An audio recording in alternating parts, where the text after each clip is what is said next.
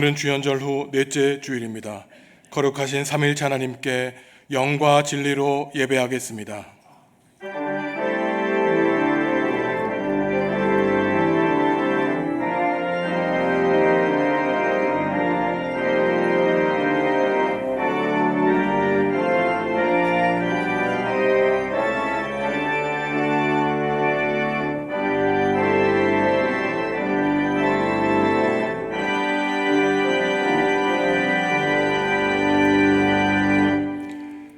하나님, 세상에 흩어져 있던 저희를 변함없는 사랑으로 지켜주시고 거룩한 주일 주님께로 발걸음을 인도하여 주시니 감사합니다.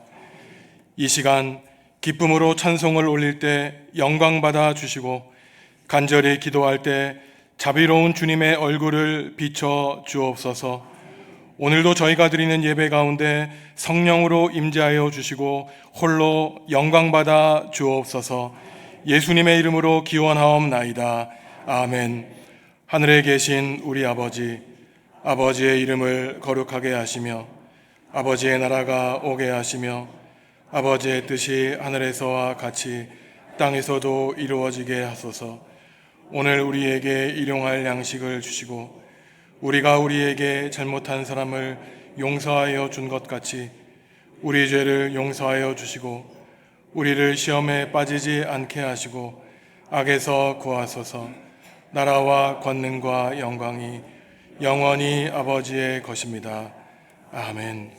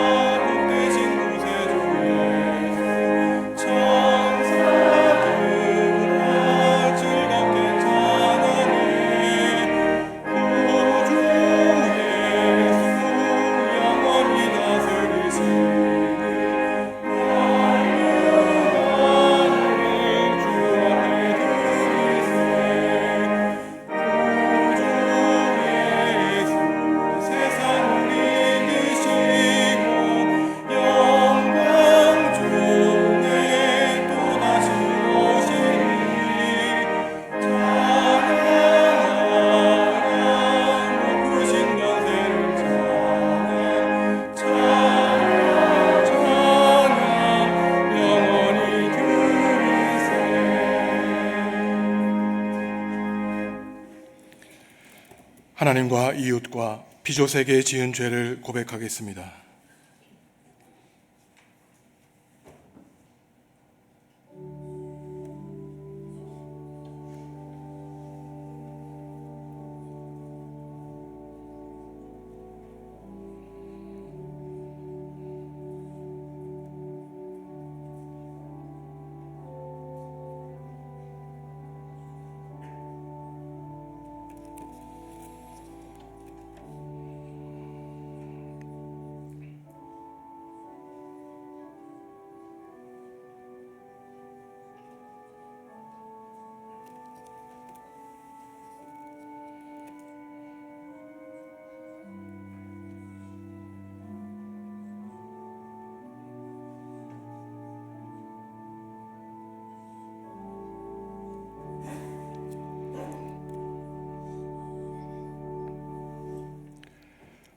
하나님이 우리에게 주시는 용서의 말씀입니다. 곧 나는 나를 위하여 내 허물을 도말하는 자니 내 죄를 기억하지 아니하리라. 아멘. 나는 전능하신 아버지 하나님, 천지의 창조주를 믿습니다. 나는 그의 유일하신 아들 우리 주 예수 그리스도를 믿습니다. 그는 성령으로 잉태되어 동정녀 마리아에게서 나시고 본디오 빌라도에게 고난을 받아 십자가에 못 박혀 죽으시고 장사된 지 사흘 만에 죽은 자 가운데서 다시 살아나셨으며 하늘에 오르시어 전능하신 아버지 하나님 우편에 앉아 계시다가 거기로부터 살아있는 자와 죽은 자를 심판하러 오십니다. 나는 성령을 믿으며 거룩한 공교회와 성도의 교제와 죄를 용서받는 것과 몸의 부활과 영생을 믿습니다. 아멘. 여호와여, 주의 장막에 머무를 자 누구 오며 정직하게 행하며 공의를 실천하며 그의 혀로 남을 허물하지 아니하고 그의 이웃에게 악을 행하지 아니하며 그의 눈은 망령된 자를 멸시하며 그의 마음에 서원한 것은 해로울지라도 변하지 아니하며 뇌물을 받고 무죄한 자를 해하지 아니하는 자이니 아멘.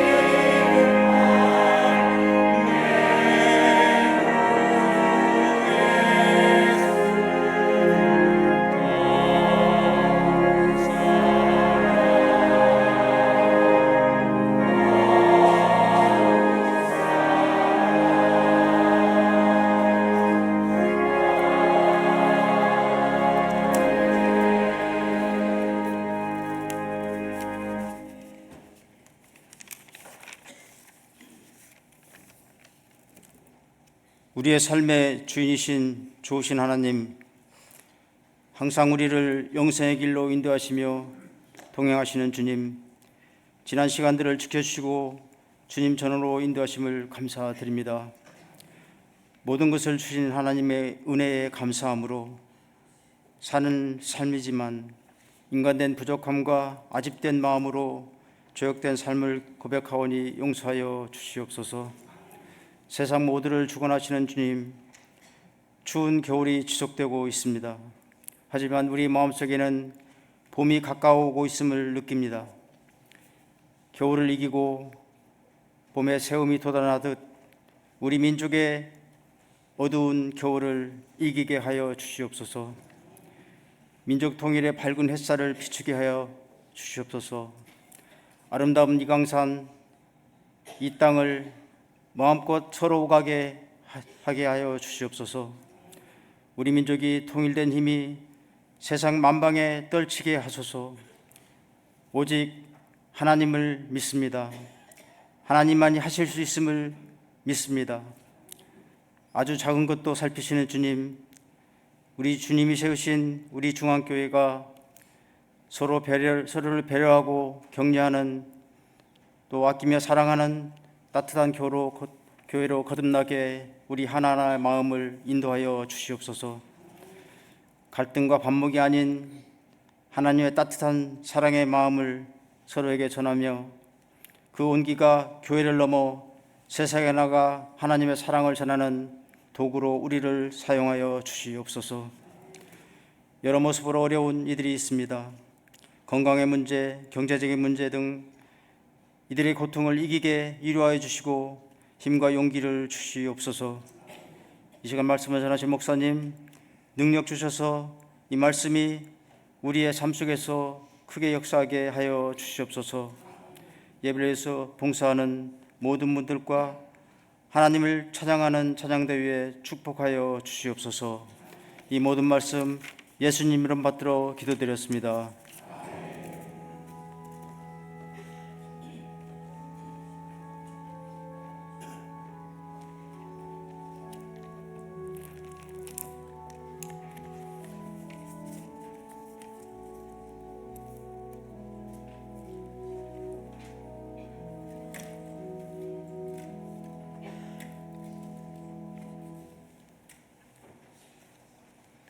예수께서 무리를 보시고 산에 올라가 앉으시니 제자들이 나아온지라.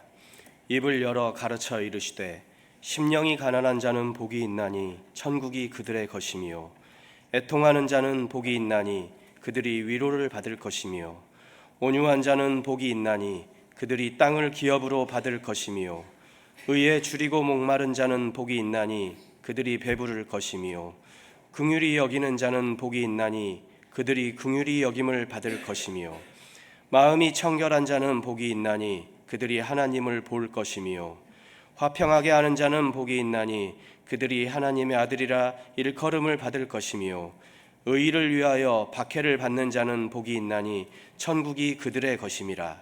나로 말미암아 너희를 욕하고 박해하고 거짓으로 너희를 거슬러 모든 악한 말을 할 때에는 너희에게 복이 있나니 기뻐하고 즐거워하라. 하늘에서 너희의 상이 큼이라. 너희 전에 있던 선지자들도 이같이 박해하였느니라. 아멘.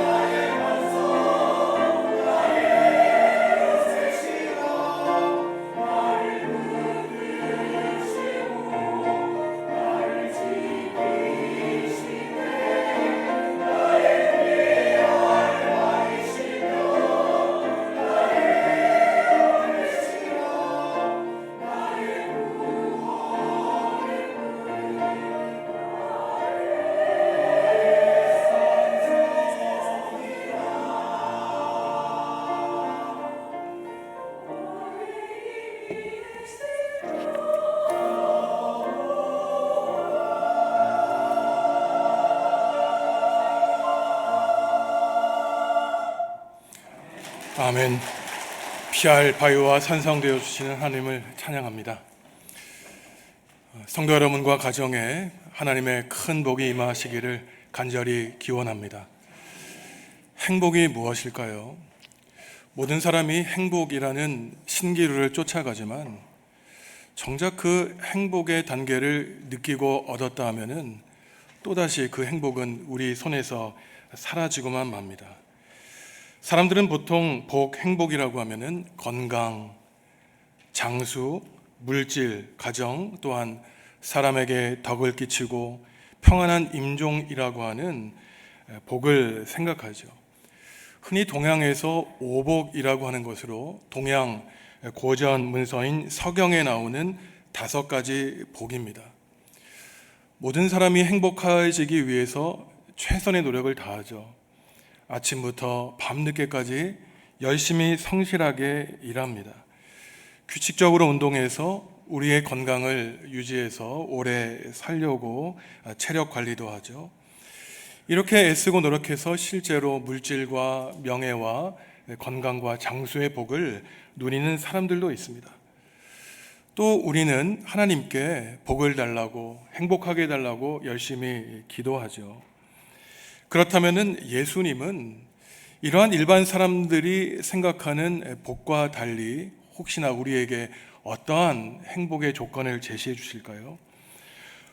오늘 우리가 읽은 말씀은 마태복음 5장에서 7장까지 나오는 산상수훈의 첫머리에 나오는 8복에 관한 본문입니다. 예수님이 생각하시고 예수님이 제자와 무리에게 가르쳐 주신 복에 관한 행복론이죠. 예수님은 산에 올라가셔서 제자와 무리를 평지에 두시고 8가지 복에 대한 가르침을 제시해 주시는데, 예수님이 이처럼 산에 올라가신 것은 마치 모세가 시내산에 올라가 하나님께 율법을 받고 사람들의 삶의 지침인 율법을 가르쳐 주시는 것과 같습니다. 하나님의 나타내심을 예수님은 드러내 주신 것이죠. 팔복에서 예수님이 가르치신 행복의 내용을 보면은 우리가 납득할 수 있는 내용도 있고 또 납득하기 어려운 행복도 있는 것을 알 수 있습니다. 오늘 주님이 우리에게 지시해 주시는 8개의 행복에 관한 말씀을 읽으면서 과연 우리는 하나님 보시기에 행복한 사람인가? 혹시 우리가 그렇지 않다면 어떠한 행복의 내용들을 채워 나가야 될지 함께 나누어 보려고 합니다. 예수님이 말씀하신 8개의 복은 영이 가난한 사람, 슬퍼하는 사람, 온유한 사람, 정의에 굶주리고 목마른 사람, 불쌍히 여기는 사람, 마음이 깨끗한 사람, 평화를 일구는 사람, 정의 때문에 박해를 받는 사람, 예수님 때문에 사람들에게 비방받고 박해받으며 거짓으로 온갖 말을 들을 때 바로 그 사람이 행복하다고 말씀하고 계시죠. 온유한 사람, 평화를 가져오는 사람이 행복하다고 할 때 이해할 수 있겠지만, 슬퍼하는 사람, 또 가난한 사람, 핍박받는 사람이 복이 있다고 하는 예수님의 말씀을 쉽게 받아들이기가 어렵습니다. 기본적으로 우리가 이러한 8개의 복에 관한 말씀을 드릴 때 우리가 납득하기 어렵고 이해하기 힘들며 더 나아가 조금 저항이 되는 말씀이 있다면 그것은 우리의 영적인 상태가 천국 시민 백성으로 대부분을 이루어져 있기보다는 최소한 50% 이상은 여전히 세상 사람으로 세상에 매몰되어 있다는 것을 드러내는 것이죠. 예수님이 말씀하신 8가지 행복한 사람의 특징에서 가장 기본적인 성품은 아무래도 가장 처음에 나오는 것으로 우리의 영, 마음, 심령이 가난한 사람이 복이 있다는 것입니다. 마태복음에서는 마음이 영이 가난하다고 말하고 있지만 누가복음 6장에서는 4가지 복과 4가지 화에 대해서 예수님이 설교하시는데 거기서는 실제로 경제적으로 가난한 사람이 복이 있다고 말씀하세요. 경제적으로 물질적으로 가난하든 마음이 영적으로 가난하든 여하튼 가난하다는 이 말을 듣고 행복하다는 말을 예수님의 말을 이해하기가 쉽지는 않습니다. 하지만 예수님이 이렇게 말씀하신 것을 보면은 분명한 예수님의 의도와 목적과 그 복에 대한 분명한 정의가 있을 것을 우리는 예상할 수 있겠죠. 예수님이 말씀하시는 가난한 사람은 가진 것이 없어서 자기의 무능력함을 알고 있는 사람을 가리킵니다. 자기에게 능력이 없기 때문에 그 다음 단계로 어디로 나아가냐면은 결국 의지할 데가 하나님밖에 없다는 것이죠. 나는 가진 것이 없고 오늘도 내일도 살아갈 방편이 없으니 하나님 저의 가난함을 불쌍히 여겨주시고 저에게 일용할 양식을 달라고 하나님께 전적인 도우심을 의뢰하고 하나님을 의지하는 사람이 바로 복 있는 사람이라고 예수님은 말씀하시는 겁니다. 그러니 성경을 보면은 가난한 사람을 가리켜 경건한 사람과 일치시키는데 그 이유는 가난하기 때문에 힘이 없어 하나님만을 의지하고 살아갈 수밖에 없기 때문에 당연히 자연스럽게 경건한 성품을 갖게 되는 것이죠. 우리 결의 신앙의 조상들도 그랬지 않습니까? 일본의 식민지 치하에 있을 때 또 북한과의 전쟁으로 우리 조상들은 가난을 면하지 못했습니다. 그때 바로 선교사님들이 들어와서 이 땅에 복음을 전했죠. 가난했기 때문에 일용할 양식을 달라고 그 가난에서 벗어나기 위해 많은 우리의 신앙의 조상들이 교회에 나갔습니다. 어떠한 사람들은 전쟁 때 일본 식민지 치하에 교회가 부흥한 것을 순수하지 못하다고 평가하는 사람도 있지만 반드시 그렇진 않아요. 하나님이 말씀하시는 이 가난은 오히려 그 가난에서 벗어나기 위해 하나님만 찾고 의지하는 구원의 방편이 될 수 있다고 주님은 우리에게 말씀하시는 겁니다. 이러한 면에서 가난이라고 하는 것은 하나님을 믿고 의지하여 구원에 이르게 하는 복이 있게 하는 것이죠. 이러한 가난한 사람이 복이 있는데 바로 그가 받는 보상은 하늘나라라고 주님은 말씀하십니다. 생각해 보십시오. 어떠한 사람이 물질의 복을 받았어요. 또한 명예를 얻고 세상적인 권력이 있습니다. 그런데 만약에 그가 갖지 않은 것, 하나님을 믿는 복이 없다면 그 사람이 누리는 세상의 복이 얼마나 그 사람에게 위로가 될지 우리는 생각하기 어렵습니다. 반대로 이 세상 복을 누리지 못해도 영원한 하늘나라의 복을 누리는 것 우리가 소망하며 살아야 되는 것이죠. 가난한 사람과 달리 부유한 사람은 아무래도 가진 것이 많기 때문에 다른 사람의 도움을 의지할 필요가 없습니다. 아무것도 갖지 않은 사람이 하나님만을 의지하는 것과 달리 아무래도 가진 것이 많으니 수많은 인맥 때문에 재력과 권력 때문에 하나님을 우선적으로 찾기가 쉽지는 않죠. 오히려 그가 가진 재물이 하나님께 나아가는데 방해가 되는 경우도 있습니다. 성경은 많은 곳에서 그래서 이 부유함과 물질이 하나님이 주신 복과 선물로 생각하지 않고 내가 노력으로 얻은 것이라고 생각하는 사람은 오히려 교만하게 돼서 죄를 갖게 하고 그 죄가 잉태하여 사막에 이르게 할 것을 하나님은 말씀으로 경고하고 있는 것이죠. 그러니 영이 가난하지 않고 부유한 사람은 내가 가진 것이 많다고 생각하기 때문에 교만하기 쉬워서 그가 가진 부가 하나님으로 받은 선물임을 알지 못해서 결국 누가복음 6장에서 예수님은 재물이 많은 부자들이 화가 있을 것이라고 말씀하시는 이유가 바로 여기에 있는 것입니다. 돈이 많은 것 자체가 문제가 아니라는 것이에요. 하나님보다 재물을 높이는 것, 하나님을 의지하는 것보다 자기가 쌓은 돈을 의지하는 것이 바로 구원의 방해가 된다고 예수님은 경고하시는 것입니다. 둘째로 행복하다고 주님이 인정하신 사람은 슬퍼하는 사람이죠. 이 말도 예수님이 말씀하신 의도를 바르게 붙잡지 않으면 오해하기 쉽습니다. 바울 사도도 항상 기뻐하라고 우리에게 말씀하신 것을 우리는 잘 알고 있죠.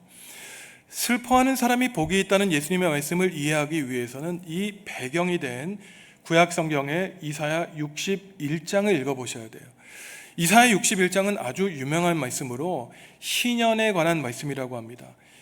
기쁜 소식 그리고 해방의 해에 관한 그러한 말씀인데 바로 예수님이 나사렛 회당에서 백성들에게 처음으로 설교하신 말씀이 바로 이 이사야 61장에 있는 희년의 선포였어요. 억눌린 자에게 자유를, 슬퍼하는 자에게 위로를 주게 하는 것이 바로 하나님이 백성을 자유롭게 하고 해방을 선포하는 희년의 해인 것입니다. 특별히 이사야 예언자는 이 하나님의 희년의 해를 누구에게 선포했냐면은 이집트에서 노예 생활하는 사람들, 바벨론에서 70년 동안 노예 생활하고 고국에 돌아온 그러한 고통을 겪은 사람들에게 하나님의 해방의 해를, 복음의 말씀을 선포했어요. 그러니 슬퍼하는 사람에게 복이 있다고 하는 예수님의 말씀은 아무런 이유와 까닭 없이 억울하게 고통당하고 있는 사람들, 그 눈물을 흘리는 사람들에게 하나님이, 성령님이 위로해 주시는 복을 누리게 될 것이라고 예수님은 말씀하고 계십니다. 셋째로 행복한 사람은 온유한 사람이라고 예수님은 말씀하시는데, 그 사람들에게는 하나님이 땅을 선물로 주실 것이라고 말씀하고 계시죠. 보통 사람들은 온유한 사람을 떠올릴 때 부드러운 사람을 가리킵니다.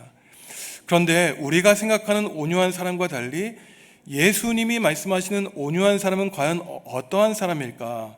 그 힌트가 오늘 팔복을 제시하는 마태복음 5장에 나오는데, 마태복음 22장을 보면은 온유한 사람과 반대되는 사람에 대해서 말을 하고 있습니다.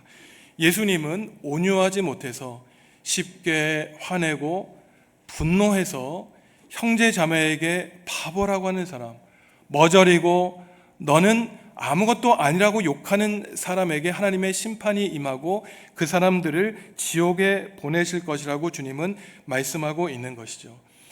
그러니 예수님이 말씀하신 온유한 사람의 성품은 쉽게 화내거나 쉽게 분노하지 않는 참을성 있는 사람을 가리키는 것입니다.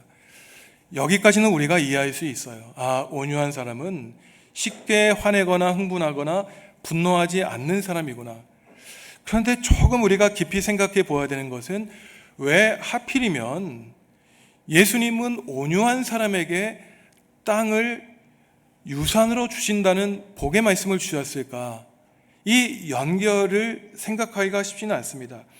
이것도 이해하기 위해서는 구약 성경의 시편 37편을 읽어봐야 되는데, 여러분들 혹시 땅을 유산으로 받기 원하는 분들은 시편 37편을 잘 읽어보세요. 여기는 땅을 물려받을 것이라는 표현이 5번이나 반복되어 나타나고 있습니다. 우리가 함께 시편 37편 8절, 9절, 11절의 말씀을 새한글 성경으로 또박또박 읽어보겠습니다. 분노를 떨쳐버리고 노여움을 떨어버리십시오. 흥분하지 마십시오. 해로울 따름입니다. 나쁜 짓 하는 사람들은 뿌리 뽑힐 것이지만 여호와를 기다리는 사람들은 땅을 차지할 것이니까요. 겸손한 사람들은 땅을 차지할 것입니다. 즐거워하여 평화를 넉넉히 누릴 것입니다. 여기 보면은 온유한 사람이 복이 있나니 땅을 차지할 것이라고 하는 예수님의 말씀과 거의 동일한 메시지가 시편에 기도하는 사람을 통해 선포되고 있죠. 온유와 반대되는 세 가지 품성이 나오는데 8절에 무엇입니까? 분노, 노여움, 흥분이라고 말하고 있어요. 이것은 우리의 몸과 마음에 해로울 따름이라고 말하고 있습니다. 쉽게 흥분하고 쉽게 노여워하며 쉽게 분노를 일으키는 사람은 땅에서 뿌리 뽑힐 것이지만, 여호와를 기다리며 소망을 하나님께 품는 사람은 땅을 차지하고 겸손한 사람이 땅을 차지할 것이라고 말씀하고 있어요. 아까 가난한 사람은 성경에서 겸손한 사람과 동일한 사람이라 그랬습니다.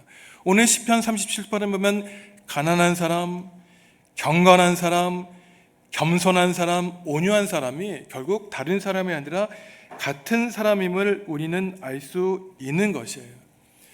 쉽게 분노하지 말라고 하는 하나님의 경고를 처음으로 들은 사람은 가인이었습니다. 가인이 하나님께 제물을 드렸는데 동생 아벨의 제물만 하나님이 받으셨죠. 그때 가인이 굉장히 화가 난 것이에요. 그 화를 좀 하나님께는 감췄으면 좋았을 거를 하나님께 엄청난 분노를 드러냅니다.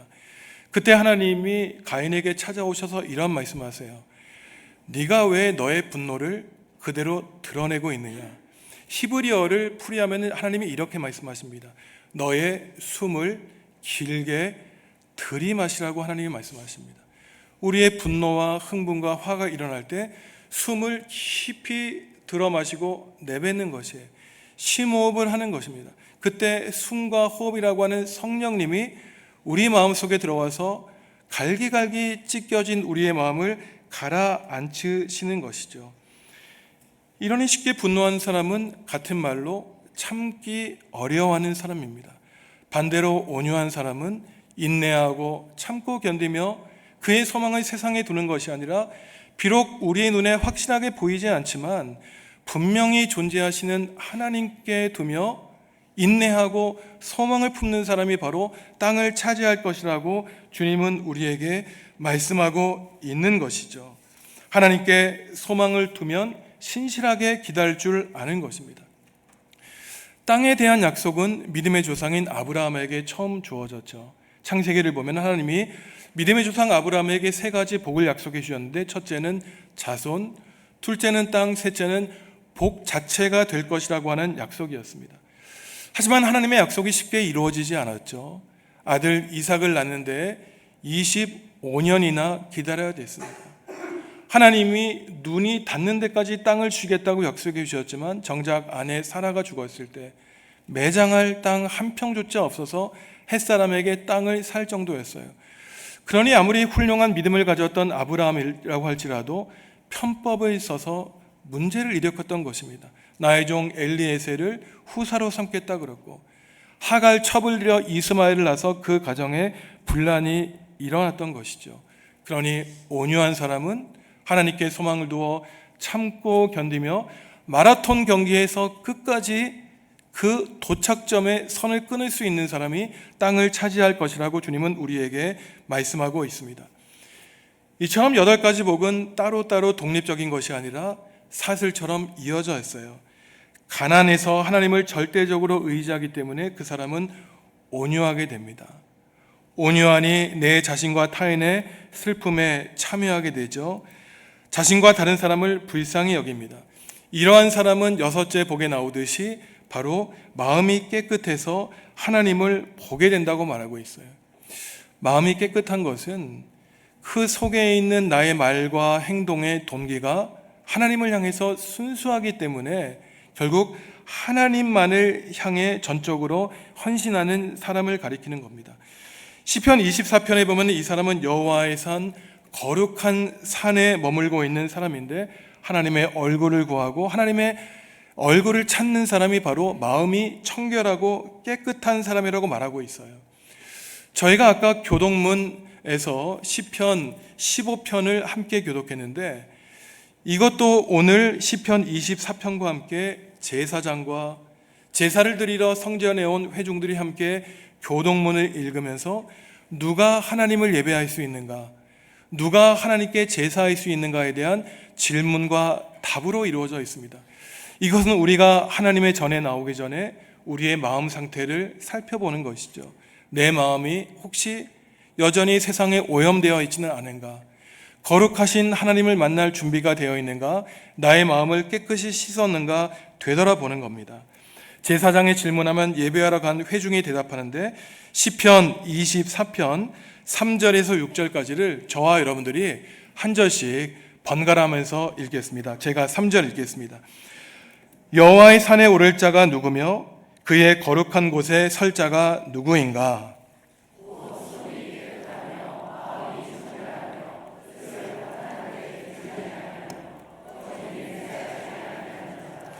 그는 여호와께 복을 받고 구원의 하나님께 의를 얻으리니 이는 여호와를 찾는 족속이요 야곱의 하나님의 얼굴을 구하는 자로다. 아멘. 예수님이 이렇게 말씀하셨죠. 마음이 깨끗한 사람이 복이 있나니 하나님을 볼 것이다. 오늘 시편 24편에서 시인이 똑같이 말하는 것입니다. 손과 마음이 청결한 사람이 하나님께 복을 받는데, 복받은 사람은 다른 것을 구하는 것이 아니라 하나님의 얼굴을 찾고 하나님의 얼굴을 구한다고 말하고 있어요. 성도 여러분, 우리가 오늘부터 이렇게 기도했으면 좋겠습니다. 하나님, 꿈속에서 하나님의 얼굴을 보여주십시오. 예수님의 얼굴을 저에게 보여주십시오. 이것은 사실 문자적으로 하나님과 예수님의 얼굴을 본다는 말이겠습니까? 그것이 아니겠죠.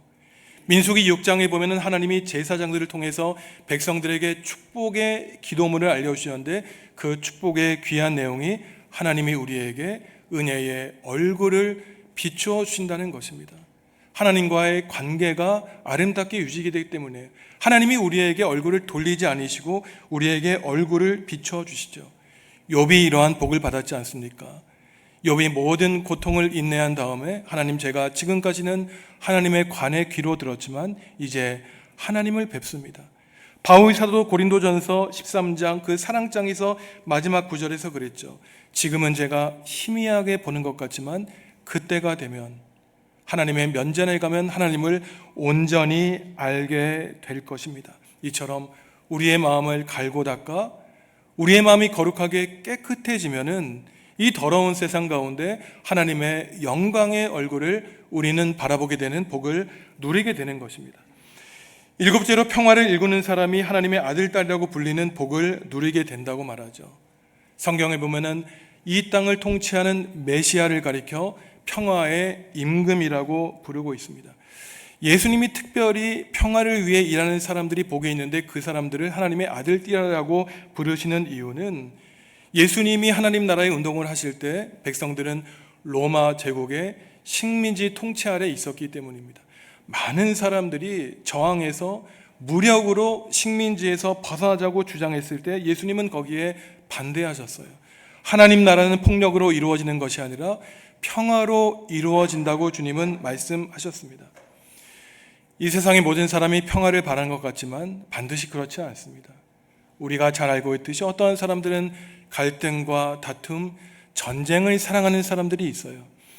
16세기의 영국의 사회 비평가인 존 러스킨이라는 사람이 굉장히 유명한 말을 남겼는데 이 사람이 이런 말을 합니다.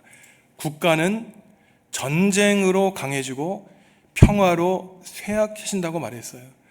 사실 이 사람은 전쟁을 찬양하고 평화를 욕한 것이 아니었습니다.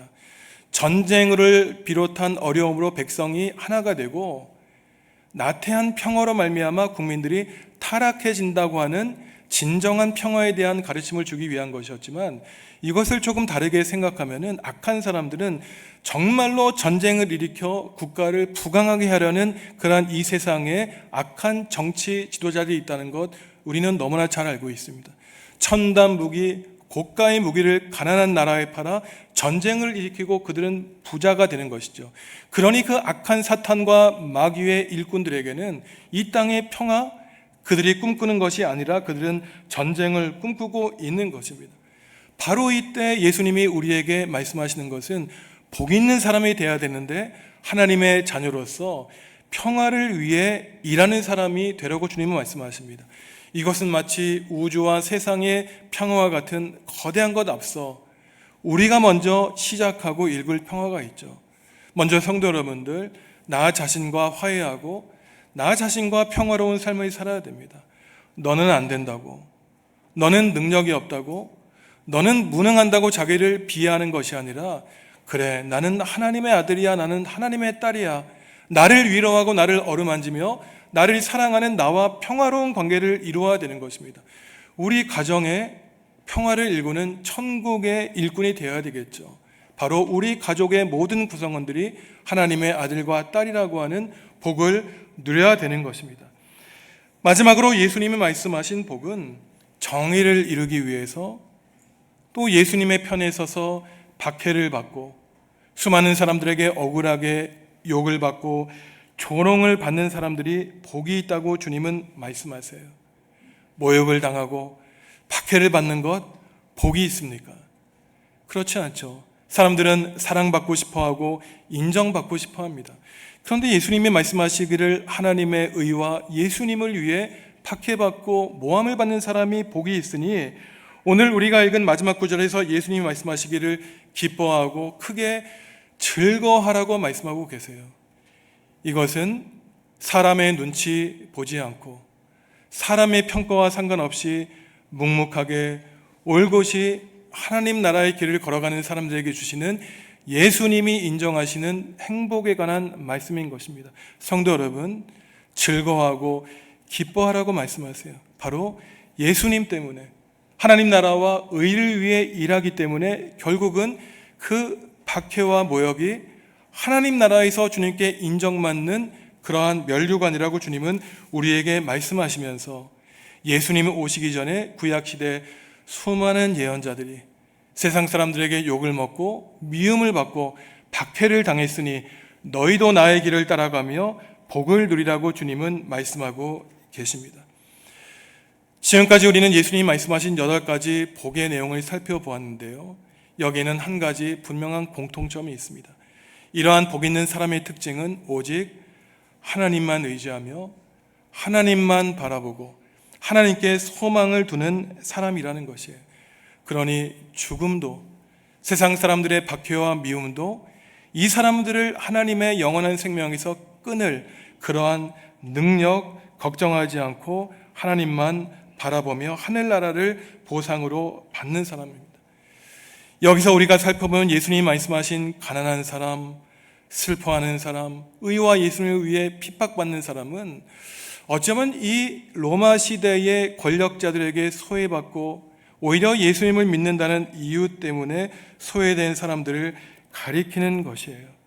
하지만 예수님은 제자들에게 말씀하시기를 너희가 행복해지기 위해 이것저것 하라고 말씀하신 것이 아니라 너희가 하나님의 자녀이기에 이미 예수 그리스도의 십자가의 길에 동참한 제자에게 너는 이미 행복하다고 주님은 우리에게 말씀하시는 것입니다. 그러니 행복은 무엇을 얻는 것에 있는 것이 아니라 우리 인생의 마음의 상태에 있는 것이에요. 그것은 하나님을 신실하게 믿는 것, 예수님을 우리 인생의 주인으로 모시고 살아가는 것입니다. 우리는 모두가 이러한 관점에서 이미 구원을 받고 행복을 누리는 사람이에요. 하지만 이러한 8가지 요소 가운데 저와 여러분이 조금 부족한 것이 있을 것입니다. 하나님 우리에게 부족한 것을 채워주십시오. 우리는 기도해야 되겠죠. 특별히 오늘날과 같이 과학기술 문명이 발달해서 물질적인 가치관에 따라 행복을 판단하는 이 시대에는 예수님이 가르쳐 주신 행복을 추구하며 살기가 너무나 어렵습니다. 세상에서 뒤처진 것만 같고 세상에서 소외되는 것만 같죠. 그리고 물질적인 풍요로 말미암아 우리의 몸이 너무나 편해지게 되었어요. 하지만 이상하게도 우리의 몸이 편해지면 편해질수록 좋은 것 먹고 건강해져서 장수하면 할수록 왠지 모르게 우리의 마음이 외롭고 쓸쓸하고 공허해진 것은 무엇인가 새삼 느끼게 되는데 그 한 가지 이유, 바로 우리가 생각하는 복과 주님이 말씀하시는 이 행복에 차이가 있기 때문인 것입니다. 하나님은 우리에게 세상적인 복을 주기를 바라시는 분이세요. 가난하기를 바라지 않습니다. 물질적인 복을 주기를 바라세요. 건강하기를 하나님은 바라십니다. 하지만 이러한 복을 뛰어넘는 복을 예수님이 누리시기 바라는데 그것은 바로 하나님 나라와 예수님을 위해서 일해서 얻는 하늘나라의 복, 참된 복인 것이죠. 성도 여러분, 오늘 예배를 마치고 세상에 나아가 일주일 동안 살아가실 때, 그리고 남은 우리의 인생을 살아가실 때 왜 가난한 사람에게 복이 있다고 하셨는지, 왜 온유한 사람, 박해를 받는 사람이 행복하다고 주님이 말씀하셨는지 오늘 하나님께 바로 받은 말씀을 깊이 묵상하시기 바랍니다. 그것은 바로 하나님만 의지하기 때문에 그 사람은 세상에서 얻을 수 없는 복을 누리는 것이죠. 이 땅, 어둡고 가시밭길로 가득 차 있는 이 땅을 살아가실 때 오직 하나님께만 참 소망을 두셔서 하나님만 의지하고 하나님만 의뢰해서 예수님이 말씀하신 복 있는 사람으로 행복하게 살아가시는 우리 정읍중앙교회 모든 성도 여러분들 되시기를 주님의 이름으로 축복합니다. 하나님, 예수님은 하늘나라의 8가지 복을 가르쳐 주셨지만 저희는 여전히 세상이 꿈꾸는 복을 갈망하며 살았음을 고백합니다. 우리를 죽음과 멸망으로 이끌지 않고 하나님이 다스리시는 영원한 천국으로 인도하는 복을 누리며 살기를 바라오니 성령님의 지혜와 명철을 베풀어 주시옵소서. 예수님의 이름으로 기도합니다. 아멘.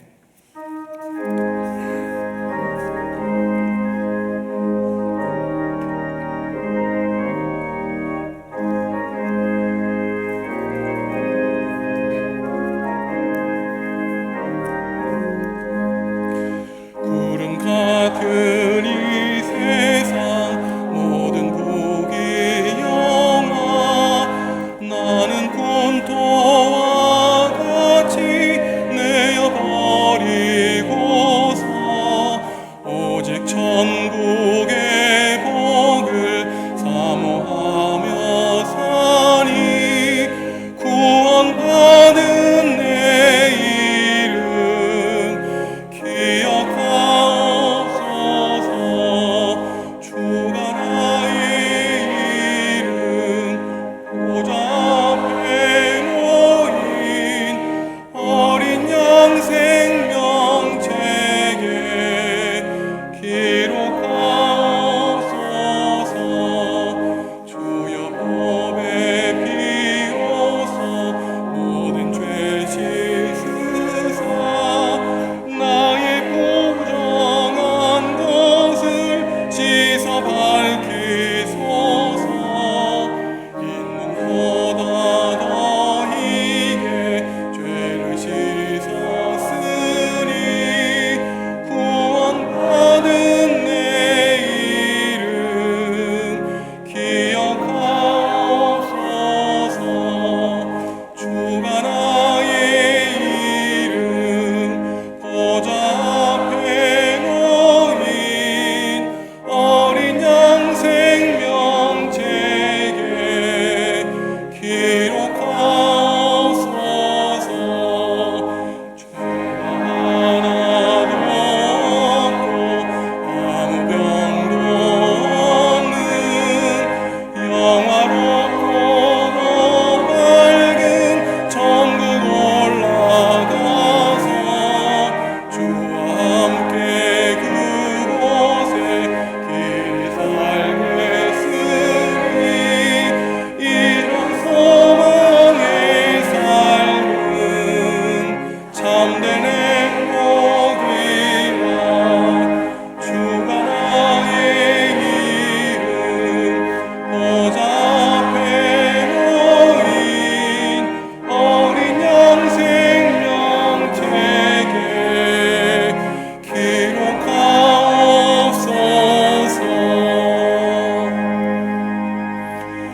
성도 여러분, 주님이 우리에게 물으십니다. 내가 나를 사랑하느냐?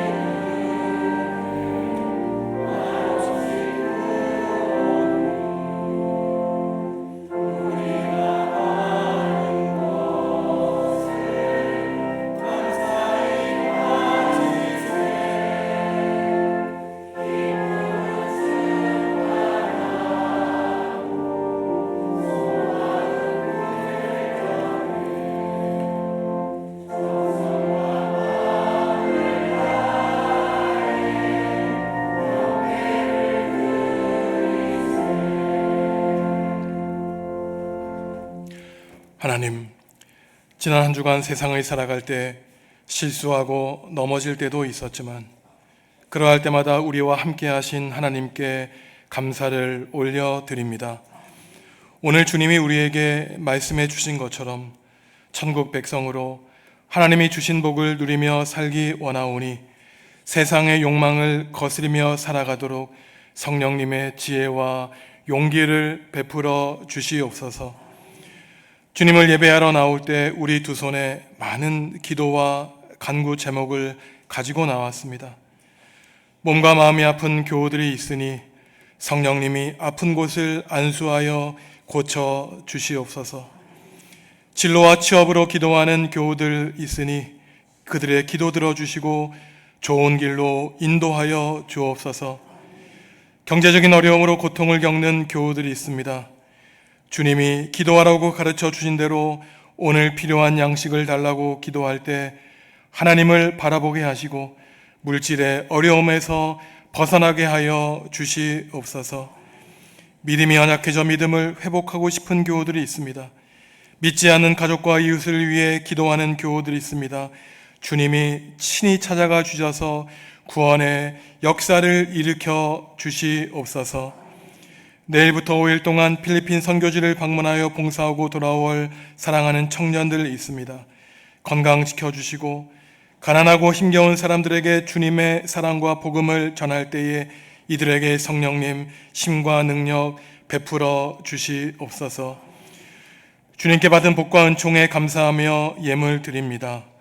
우리가 드리는 예물이 주님께 기쁨 되게 하여 주시고 하나님 나라를 위하여 주님 사용하여 주시옵소서. 예수님의 이름으로 축복하며 기도합니다. 아멘.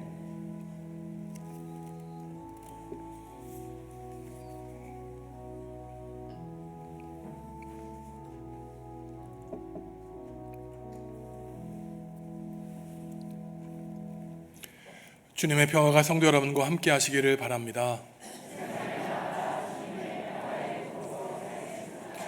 주위에 있는 교우들을 축복하시며 인사하시죠. 당신은 복 있는 사람입니다. 당신은 복 있는 사람입니다. 다음 주일은 하나님이 우리 교회를 세워주신 72주년이 되는 주일입니다. 70년 넘는 세월 동안 많은 어려움도 있었겠지만 그래도 성령님이 역사하여 주셨기에 하나님이 우리 교회를 구원의 도구로 사용해 주셨습니다. 교회는 무엇인가? 나는 성전으로서 교회 사명을 잘 감당할 수 있는가? 이 주일 동안 우리 교회와 한국 교회를 위해 기도 부탁드립니다. 매주일 반복해서 기도해 드리고 있지만 이번 토요일부터 28일까지 교회학교, 여름 성경학교 수련회가 있습니다. 우리 자녀들이 하늘나라 백성으로 성장할 수 있도록 중보해 주시기 바랍니다. 4일 수요일날 남선교회, 일남선교회 헌신 예배를 준비하면서 오늘 예배 후에 찬양대석에서 일남선교회 회원 부부들 찬양 연습이 있습니다. 찬양 후에 찬양대 연습합니까? 예, 지하에서 하시고 순정 축합에서 식사 있겠습니다. 내일부터 우리 청년들 일부가 필리핀 스프링타운 교회에 가서 필리핀 빈민들을 위해 봉사하고 돌아옵니다. 저도 내일 저녁 비행기를 타고 금요일 새벽에 돌아오게 되는데요. 저희가 우리 김용수 목사님 사역하시는 교회에도 지원을 했는데 제가 지난주 수요일날 말씀드렸지만 그 지역 사람들의 방해가 크기 때문에 사실은 진작 완공이 됐어야 되는데 조금 진척되고 있습니다. 저도 방문해서 우리 성도 여러분들도 그 건축 헌금을 하신 분들도 있는데 제가 방문해서 좀 바라보고 권면하도록 하겠습니다. 그리고 우리 성도 여러분들 기억하실지 모르겠지만 저희가 재작년 70주년 2월에 아프리카 탄자니아의 우물 건립을 위한 헌금을 월드 비전에 바친 적이 있습니다. 연락이 왔는데요. 물론 그 탄자니아 지역의 우물은 몇 억이 되는 큰 사업 가운데 우리는 아주 작은 일부지만 저희가 담당한 부분이 완공되었다고 해서 2월 마지막 주일에 월드 비전에 와서 한 5분 정도 보고해 주기로 했습니다. 참 감사한 일입니다. 저희 교회가 이 지역 사회뿐만 아니라 땅끝까지 이르러 하나님을 알지 못하는 사람들에게 영적인 복음뿐만 아니라 물질적으로 도움을 줄 수 있도록 선교와 전도에 앞장서도록 하겠습니다. 일주일 동안 세상에서 살아가실 때 오늘 하나님이 우리에게 주신 말씀처럼 이미 우리는 천국의 복을 누리고 있는 소중한 사람이라는 사실 기억하시고 하나님께만 소망을 두고 주님을 의지하고 살아가시는 성도 여러분들 되시기 바랍니다. 일어나서 찬양하겠습니다.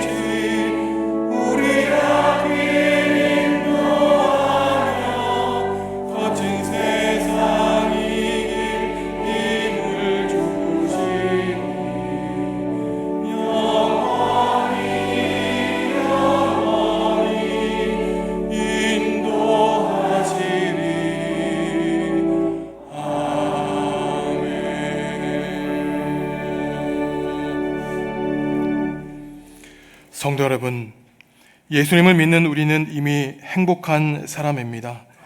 그러니 예수님이 말씀하신 것처럼 기쁘고 크게 즐거워하시기 바랍니다. 하늘나라를 이미 얻은 천국 백성으로 살아가시기 바랍니다.